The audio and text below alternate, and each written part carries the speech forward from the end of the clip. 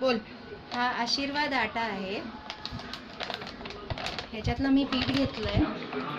हेच पीठ आहे, मी ते मळलंय. हे एवढं पीठ मी मळलं होतं कामासाठी. त्याच्यातून मी एक छोटासा गोळा घेते. हा एवढाच घेते गोळा, ज्याची आपली एक पोळी बनू शकते.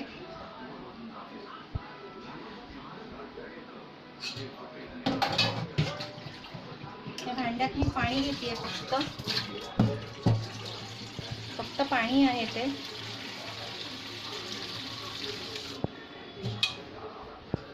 हा गोळा मी ह्याच्यात विरघळणार. अगर पीठ असेल तर हा पूर्ण विरघळून जातो.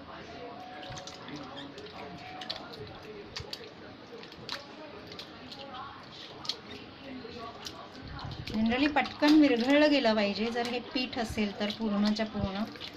पण हे विरघळत नाहीये, बघा तुम्ही.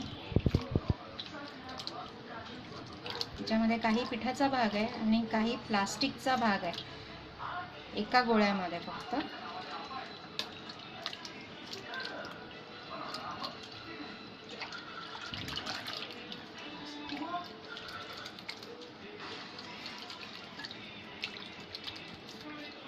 याला मी गाळतीये ह्या पाण्याला.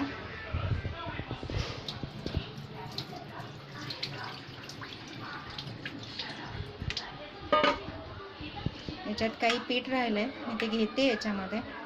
गाळणीतच त्याला मी कम्प्लिटली हे करते.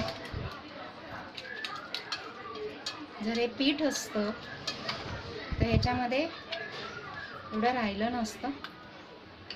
हे पहा,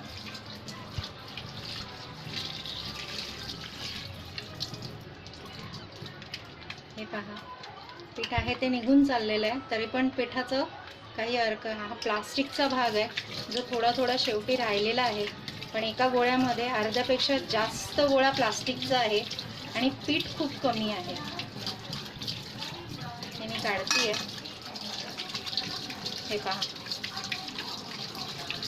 गोळ्या पिठातून आता पीठ निघत नाहीये.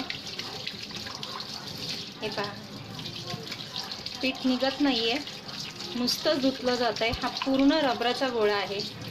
हे बघा, हे रबर आहे नुसतं.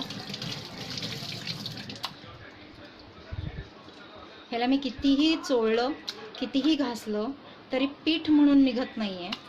फक्त चिकट रबर सारखा गोळा फिरतोय हातात माझ्या. हे पहा, हे पहा, हे पहा. हा नुसता प्लास्टिकचा गोळा निघालाय. एवढ्या एका गोळ्यामध्ये एवढं प्लास्टिक. आपण मुलांच्या पोटात, घरातले सगळे फॅमिली मेंबर्स आपले हे अशा पद्धतीचं पीठ खातात. आजारांना आमंत्रण देण्यापेक्षा कंपन्या आजार घडवतात आणि ही गोष्ट आपल्या पोटात जाते डेली.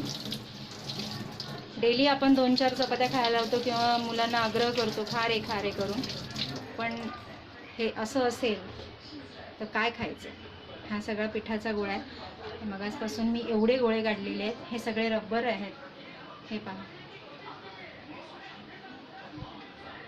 हे कुठल्या अँगलनी आपल्याला पीठ वाटतंय. हा सगळा प्लास्टिकचा गोळा आहे. अशा पोळ्या आपण खायला घालतोय मुलांना.